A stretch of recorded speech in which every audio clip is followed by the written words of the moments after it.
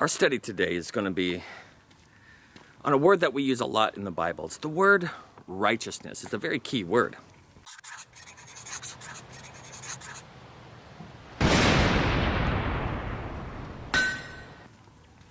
But the Hebrew word, in its root, is the word zad, Z-D. Or you could use the word zadeh, or zadik, zadah, zad. And it just fundamentally means to lie on your side. It sounds strange. Why would, in the pictograph, why would they use a kind of a Z shape? It's just like our letter Z. Well, the whole fundamental idea is animals that hunt and are hunted, they move in migratory patterns. They're not straight lines. So a hunter will lie on his side and study these animals in a way to conceal himself and then to lunge at the last second or to obtain the prey. But the word is used in Ezekiel chapter 4, in which Ezekiel is a prophet that God is going to use for an illustration as to how is God going to obtain his people.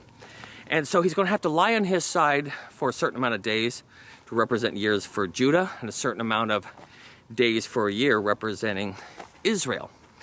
And so what is this idea of lying on your zad? Where we get the word side. Zad, side, sidle. And so it's this picture of like in a marriage covenant in which you're bringing somebody to your side. They're coming from your bone, your rib, and they are now a part of you. Bone of your bone, flesh of your flesh. They are one with you. And God always likens that, even like unto Noah's Ark, the only access point in which God has basically a refuge for those that are coming under judgment. He has an ark, and then there's a door on the zad, the side. And that's the word for righteousness. This is entering in, and you are in a protected place. You are in covenant with God, and that is a shelter for you. You have come in through the side, the zad. It also is like the picture of nursing an infant or a child. A mother will dangle her child on the side of her and then nurse her child. And so it has these illustrations. But also, too, it is a picture of a hunter that is hunting.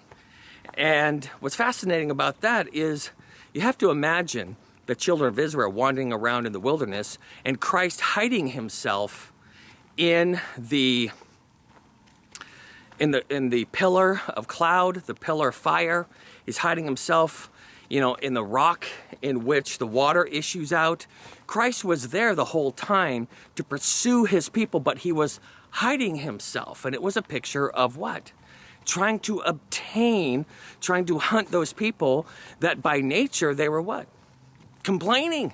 They didn't want to be satiated by God. They wanted to be satiated by the flesh and go back to Egypt. And so Christ, being as a bridegroom, taking his object of his affection, what was he doing?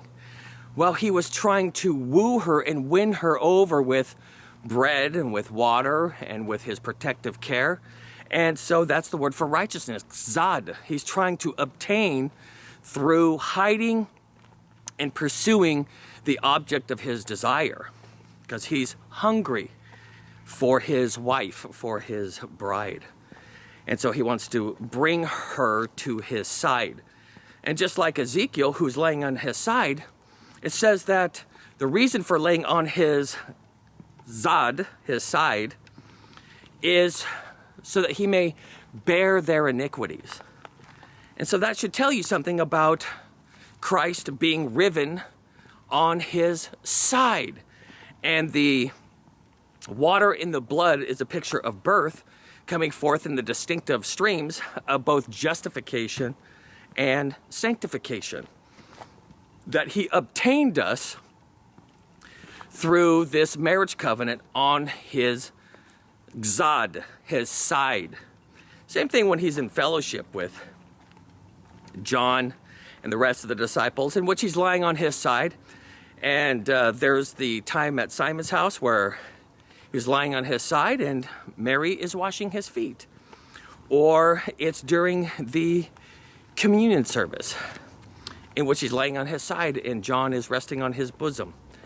It's just a picture of a hunter obtaining his desire on his side, and the side is a picture of to press up against, to lean up against. Because it could also mean, in the negative sense of God, or it's a picture of an animal, but it's pushing and pushing and pushing something with its side. So it could be also an adversary. God can be an adversary to our sins, or be an adversary to our rebellion, or an adversary to our idolatry, or to our harlotry, or to our spiritual adultery. And he says, I'm going to push up against you. I'm going to push you and push you and push you until you are contained. I'm going to hunt you. I'm going to pursue you. I'm going to have a strategy that may destroy things in your life. And so what's fascinating is even the word sometimes destroy is the word zada or zad.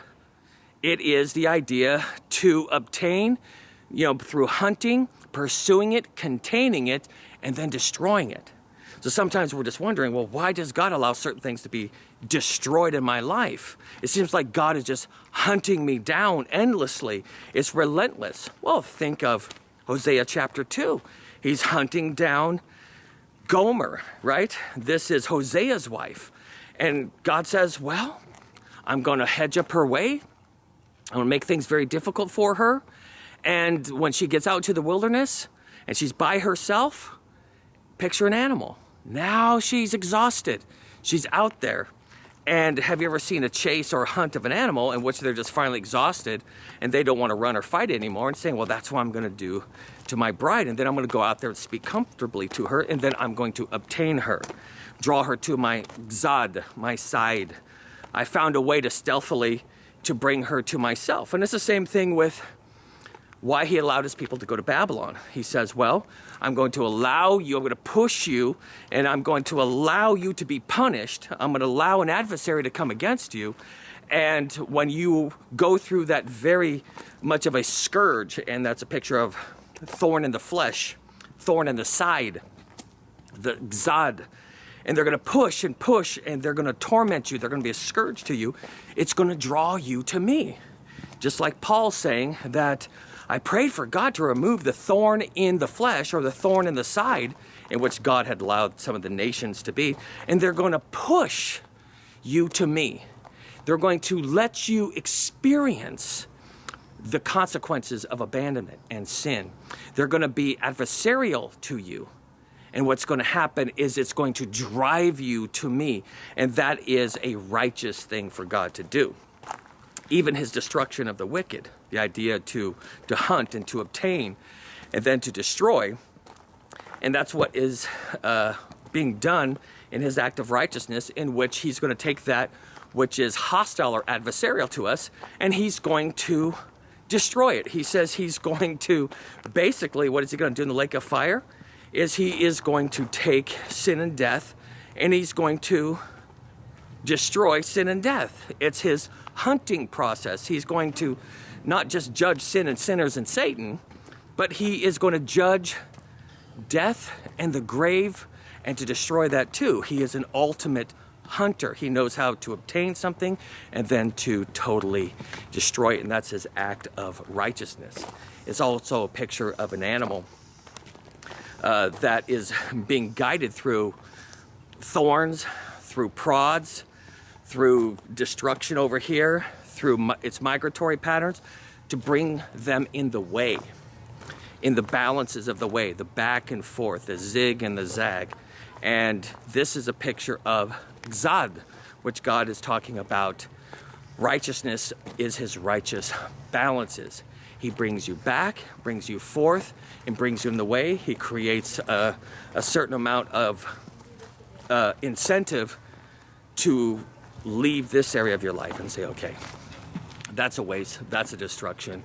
I'm going to go the other way. So I was talking to a dear brother and elder up in the North American Canadian area. And what's so fascinating is that we were going for this big long walk, and he's all saying, I feel like so much of my life is wasted. Like the children of Israel, just zigging and zagging all through the desert. And it just seems like a big waste. I just feel like I'm so far out of God's will that I don't even know what I'm doing now is God's will. And I said, have you ever studied the Hebrew word for righteousness, the letter Z, Zad? He's like saying no. And so what I do is I take a stick and I write on the ground and I write the Z, and I'm showing how this is kind of how God is able to trap us. And he sometimes will destroy some things and turn into wood, hay, and stubble, and it drives us back to this place of just this broken trust with him. And we are right exactly in the way. It's a zig-zag pattern. It's not this straight line that we think, like these railroad tracks behind me. Righteousness is God is our shepherd, and he's using his rod and his staff to guide us in the way. Zad, righteousness. It's the letter Z of a zig and zag, and then a door, a D, duh, that flops back and forth. And so it's the picture of balances, or moving from here to there as God guides and leads you through sometimes a very frustrating process. We're kind of like herding animals or folds of sheep or whatever, where we don't really speak the God language very well. So he guides us in this kind of boxing us in, and then eventually we find ourselves along a narrow way. But it's a zigzag pattern in this way. And that is the Hebrew word for righteousness.